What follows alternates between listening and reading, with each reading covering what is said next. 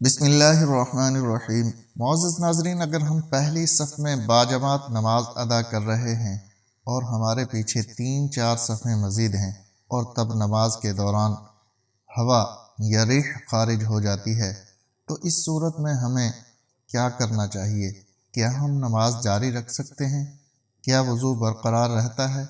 یا اگر ہم دوسروں کو نماز میں ڈسٹرب نہ کرنے کی نیت سے وہیں کھڑے رہیں اور بعد میں وضو کر کے نماز کو مکمل کر لیں تو کیا ہمیں باجماعت نماز کا ثواب ملے گا؟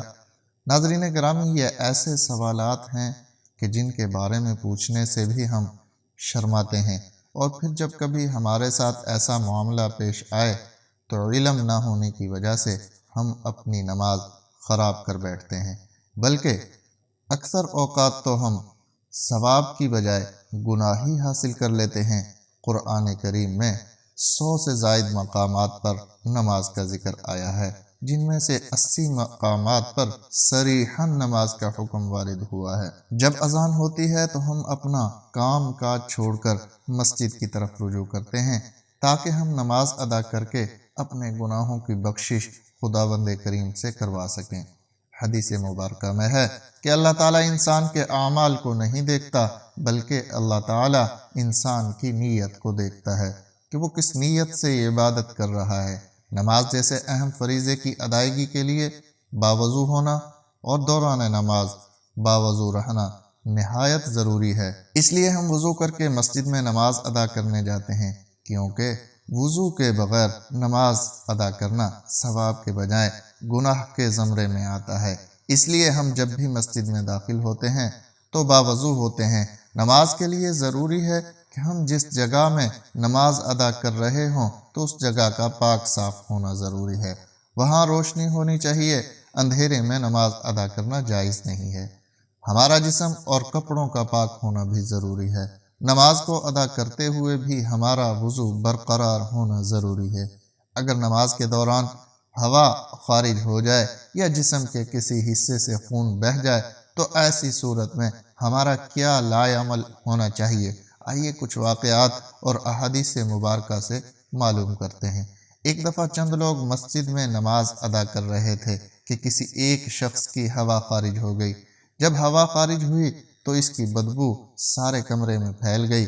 جو لوگ نماز ادا کر رہے تھے سب کو معلوم پڑ گیا کہ ہم میں سے کسی نہ کسی بندے کا وضو ٹوٹ گیا ہے، پر ان چند بندوں میں سے کسی نے یہ محسوس نہ ہونے دیا کہ کس کا وضو ٹوٹ گیا ہے۔ اس نے شرم کے مارے نماز نہ توڑی بلکہ نماز کو جاری رکھا۔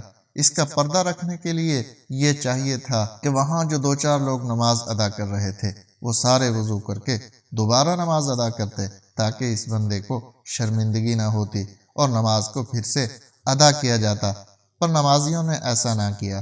ہمارے دین اسلام میں بھی حکم ہے کہ کسی کے پردے کو ظاہر نہ کیا جائے جس سے اس کی دل آزاری ہو، لیکن یہاں سوال دل آزاری کا نہیں ہے۔ جیسا کہ حضرت علی بن طلق رضی اللہ عنہ سے روایت ہے کہ نبی کریم صلی اللہ علیہ وسلم نے فرمایا، جب تم میں سے کسی کی نماز کے اندر ہوا خارج ہو جائے تو چھوڑ کر چلا جائے اور وضو کر کے دوبارہ نماز پڑھے۔ اس حدیث مبارک سے معلوم ہوا کہ نماز میں وضو ٹوٹ جانے کی صورت میں اپنی جگہ پر کھڑے رہنے کی اجازت نہیں ہے، بلکہ وضو کر کے دوبارہ نماز میں شامل ہونے کی ترغیب دی گئی ہے۔ ایک اور روایت میں حضرت عائشہ صدیقہ رضی اللہ تعالی عنہا کا بیان ہے کہ حضور نبی کریم صلی اللہ علیہ وسلم نے ارشاد فرمایا، جسے نماز میں قے، نکسیر یا مضی آ جائے وہ لوٹ کر وضو کرے اور جہاں نماز کو چھوڑا تھا وہیں سے شروع کر دے، لیکن اس درمیان میں کلام نہ کرے۔ اور حضرت عائشہ صدیقہ رضی اللہ تعالی عنہا سے ہی مروی ہے ایک حدیث مبارکہ میں دوران نماز وضو ٹوٹ جانے کی صورت میں صفوں سے نکل کر جانے کے بارے میں بتایا گیا ہے۔ نبی کریم صلی اللہ علیہ وسلم نے ارشاد فرمایا، اگر کوئی نماز میں بے وضو ہو جائے تو وہ ناک پکڑ کر علیحدہ ہو جائے۔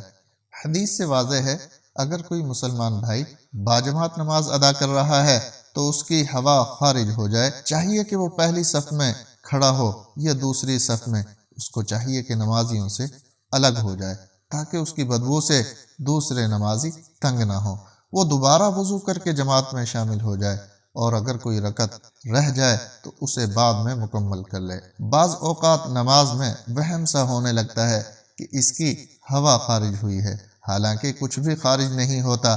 یہ شیطانی وسوسہ ہوتا ہے جو انسان کی نماز خراب کرنے اور اس میں عدم خشوع کے لیے پیدا کرتا ہے۔ اس لیے نمازی کو اس وقت تک نماز نہیں توڑنی چاہیے جب تک اسے ہوا خارج ہونے کا یقین نہ ہو جائے۔ عباد بن تمیم اپنے چچا سے بیان کرتے ہیں کہ ایک شخص نے رسول کریم صلی اللہ علیہ وسلم کے سامنے شکایت کی کہ اسے نماز میں خیال سا آتا ہے کہ اس کی ہوا خارج ہوئی ہے، تو رسول کریم صلی اللہ علیہ وسلم نے فرمایا وہ نماز سے اس وقت نہ نکلے یا نماز اس وقت تک مت توڑے جب تک وہ ہوا خارج ہونے کی آواز نہ سنے یا اس کی بدبو نہ پائے۔ حدیث سے یہ مراد نہیں کہ حکم آواز سننے یا پھر بدبو آنے پر معلق ہے، بلکہ مراد یہ ہے کہ ہوا خارج ہونے کا یقین ہو جائے، چاہے اسے آواز نہ بھی آئے اور بدبو نہ بھی سونگھی ہو۔ دین اسلام میں یہ حکم کسی جگہ بھی موجود نہیں ہے۔ اگر نماز کے دوران آپ کی ہوا خارج ہو جائے تو آپ اپنی نماز کو جاری رکھیں۔ اگر آپ ایسا کرتے ہیں تو آپ ثواب کی بجائے گناہ کو حاصل کر رہے ہوتے ہیں۔ نبی کریم صلی اللہ علیہ وسلم کی حدیث پاک سے ظاہر ہے کہ اگر نماز کے دوران آپ کی ہوا خارج ہو جائے پر آپ شرم کے مارے کسی کو یہ ظاہر نہیں کرنا چاہتے تو ایسی حالت میں اپنے ناک پر ہاتھ رکھ کر نمازیوں سے پیچھے ہو جائیں کہ میرے ناک سے خون بہہ رہا ہے۔ دوسرے سب یہ سمجھیں گے کہ اس کے خون بہنے سے وضو ٹوٹ گیا ہے، اس لیے یہ دوبارہ وضو کر کے نماز ادا کرے گا۔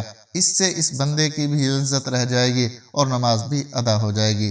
ہمارے پیارے بھائیوں، ناک سے خون بہنے، ہوا خارج ہونے، قے آنے، یہ سب صورتوں میں وضو ٹوٹ جاتا ہے۔ اگر ایسا ہو تو نمازی کو دوبارہ سے وضو کر کے جماعت کے ساتھ ملنا چاہیے۔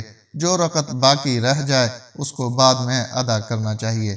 کچھ لوگوں کو یہ بیماری ہوتی ہے کہ ان کی بار بار ہوا خارج ہوتی ہے، ان کے ناک یا جسم کے کسی حصے سے خون بہتا رہتا ہے۔ شوگر کی وجہ سے پیشاب کے قطرے مسلسل گرتے رہتے ہیں، تو ان لوگوں کے لیے حکم ہے کہ وہ ہر نماز سے پہلے وضو کر کے نماز ادا کریں۔ اگر ابھی وضو کیا ہی ہے اور نماز کے لیے کھڑا نہیں ہوا اور اس کی ہوا خارج ہو گئی ہے یا اس کو قے آ گئی ہے تو پھر دوبارہ سے وضو کر کے نماز کے ساتھ کھڑا ہو جائے۔ اگر وہ ایسا نہیں کرتا تو اس کی نماز قبول نہیں ہوگی۔ یہ بھی یاد رہے، اگر اخراج ریح کا تقاضا ہو تو ریح کو بامشقت روک کر نماز مکمل کرنا مکروہ تحریمی ہے۔ البتہ اگر نماز قضا ہو رہی ہو تو نماز قضا کرنے کے بجائے ریح کو قابو کر کے نماز مکمل کرنا بہتر ہے۔ اللہ کریم سے دعا ہے کہ وہ ہمیں 5 وقت نماز باجماعت اہتمام کے ساتھ باوضو ادا کرنے کی توفیق عطا فرمائے۔ اے اللہ کریم، اس ویڈیو کو دیکھنے والے ہر فرد کی غلطیوں کوتاہیوں کو معاف فرما۔ ہم سب کو نبی کریم صلی اللہ علیہ وسلم سے بے حد محبت اور ان کا دیدار نصیب فرما۔ السلام علیکم ورحمۃ اللہ وبرکاتہ۔